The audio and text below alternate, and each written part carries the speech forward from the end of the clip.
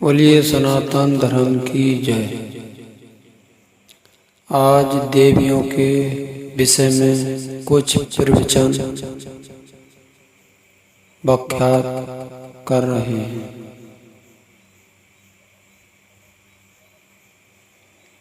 क्योंकि देवियों के पास 16 श्रृंगार होते हैं। वो 16 श्रृंगार उन्हें प्राप्त कहाँ से होते हैं? वो होते हैं पति के माध्यम से। वो 16 श्रृंगार प्राप्त करके पति से और वो संसार में विचरती है।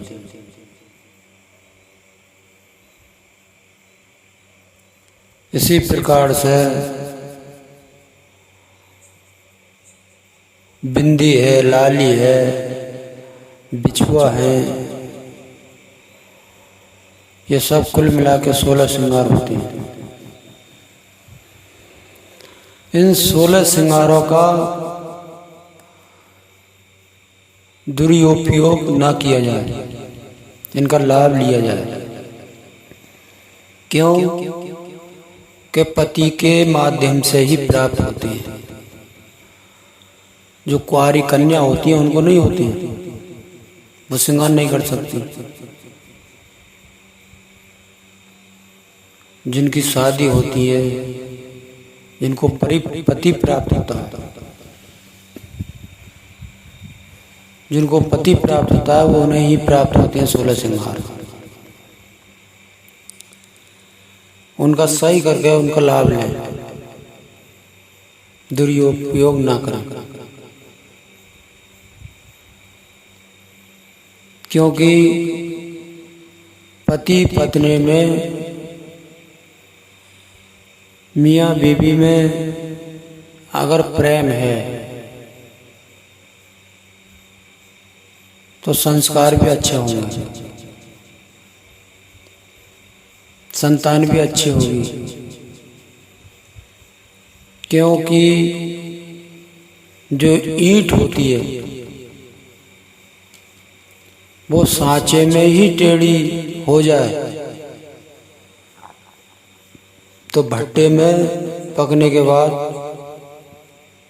सीधी नहीं होगी, क्योंकि सीधी होती है सांचे में।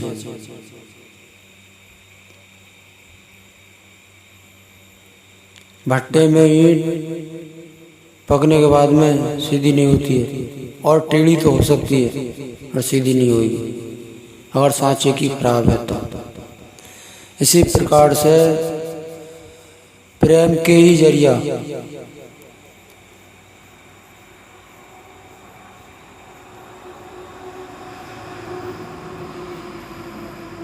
उसको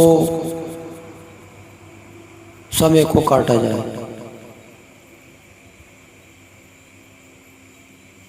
सृष्टि का संतान की उत्पत्ति प्रेम से ही अच्छे संस्कार आते हैं।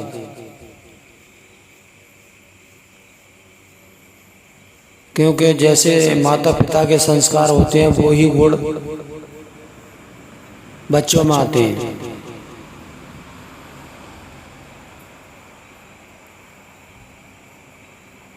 तो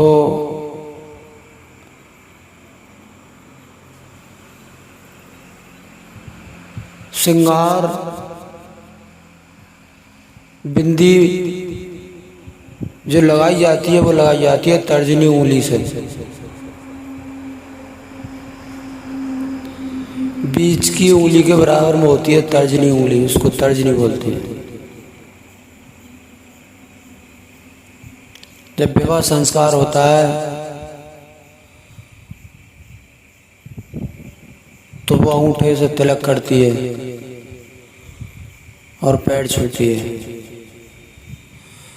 कहती है महाराज मैं यहाँ से और यहाँ तक तो मेरा वास है, आप बताइए कौन। तो वो उसका पति तर्जनी उंगलिया से और मस्तक पे बिंदी लगाता है। मैं एक स्वरूप हूँ गोविंद हरे गोपाल हरे। गोविंद, बिंद का मतलब बिंदी, क्योंकि पत्नी का पति ही परमेश्वर होता है। शादी होने से पहले केला को पूछती है, उससे मांग करती है मेरा पति ऐसा हो जैसे केले के अंदर शीतलता है। शंकर भगवान को पूछती है आप इतने दयालु हैं, ऐसे ही मेरा पति होना चाहिए।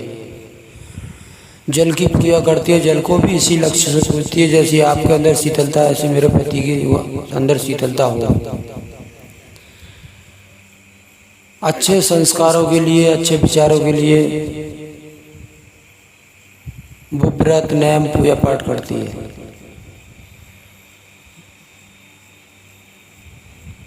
पति प्राप्त होने के बाद में भी और वो जो गुरु होते हैं वो एक पत्थर पे कलावा लपेट कर और जहाँ विवाह का मंडप होता है, जहाँ भांगरे पड़ती हैं, वहाँ उसको रख लेते हैं।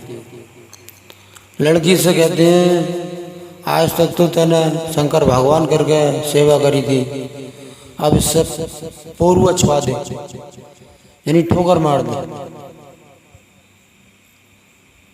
आज के अलावा ये तेरे पूजने के योग नहीं है, तेरा जो पति है यही परमेश्वर है, इसको ही पूजना। सब लड़कियों को ज्ञान कराया जाता है और पति की आज्ञा का उल्लंघन कर अब वो व्रत करती है, पूजा करती है, पाठ करती है, कोई लाभ नहीं मिलता उसको। वो मानती है अपने कि मैं ये करती हूँ, मगर लाभ नहीं मिलता है। पति की आज्ञा का पालन करना ही, उसकी सेवा करना ही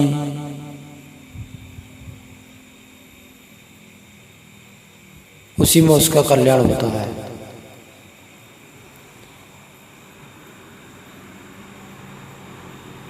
जो 16 श्रृंगार पति से प्राप्त होते हैं वो अपने सज धज के जब निकलती है तो आभूषणों से जब सजती है तो सब अच्छा बताते हैं।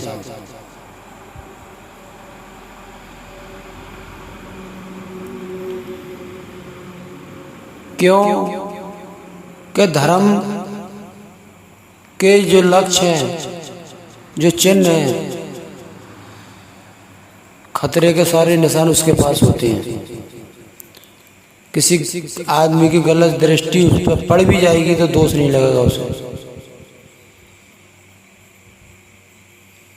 जिस समय ट्रेन या रेल रोकी जाती है तो लाल झंडी का झंडा गाड़ा जाता है और जब वो चालू करी जाती है, रवाना करी जाती है तो हरी झंडी दिखाई जाती है।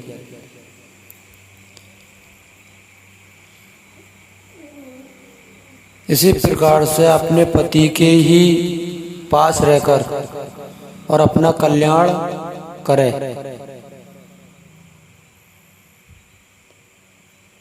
क्योंकि सारी वाहन, जितने भी वाहन हैं, सरकार के तरफ से सब पे नियम लागू है। किसी वाहन से दुर्घटना होती है उसको जेल जाना पड़ेगा। गाड़ी को भी खड़ा होना पड़ता है और ड्राइवर को भी जेल में जाना पड़ता है। मगर हमारी जो जिसको ट्रेन बोलते हैं उससे सारी दुर्घटना होती है, मगर उस पर कोई धारा लागू नहीं होती है। क्यों नहीं होती है धारा लागू? कि वो एक पटरी पर चलती है। अगर 100 आदमी भी उससे मरते हैं तो उसको कोई जेल नहीं होगी, कोई धारा नहीं होगी उसको। एक पटरी पर चलने वाली है। अपने एक पति का सहारा लेकर अपने जीवन को पार करे, धर्म की सुरक्षा करे और अपना कल्याण करे।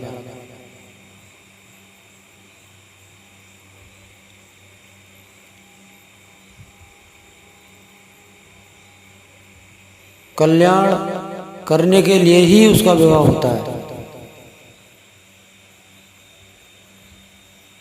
क्योंकि पति में सती देवी होगी जब उसकी सेवा करेगी।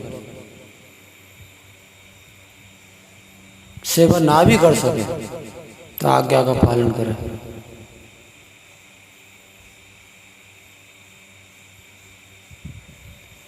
बोलिए भक्तिराम महाराज की जय।